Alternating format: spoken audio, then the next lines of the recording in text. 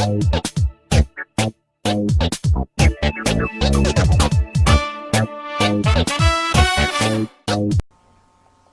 hey, this is MediaJF99 here, and this episode of MediaJF99 Asks is going to be in a thunderstorm. Like I can prove now. Look, here comes the rain. Look, if you can see it, torrential rain. Yeah, sorry for my face went in the way, and that got me thinking a bit, right? We're in a thunderstorm right now, yeah? Why don't you hit the thunder first? Why is it always the light first? Well, we need to go into more detail there. Speed.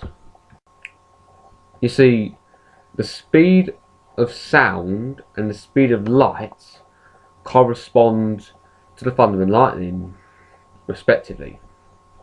Now, here is the reason why they are different.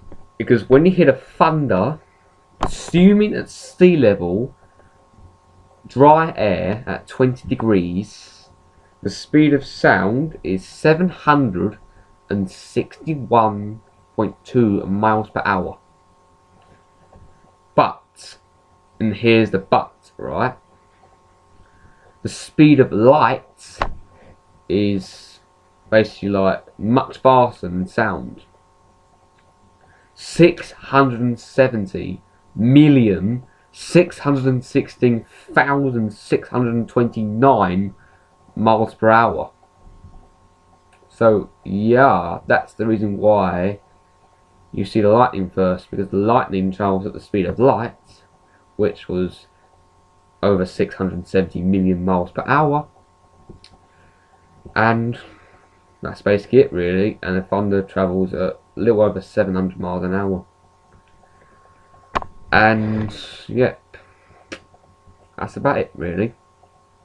So literally, one more fact to end the video with: if you travel at the speed of light, you'll be going so fast that you'll be going around the Earth's equator 7 times in 1 second.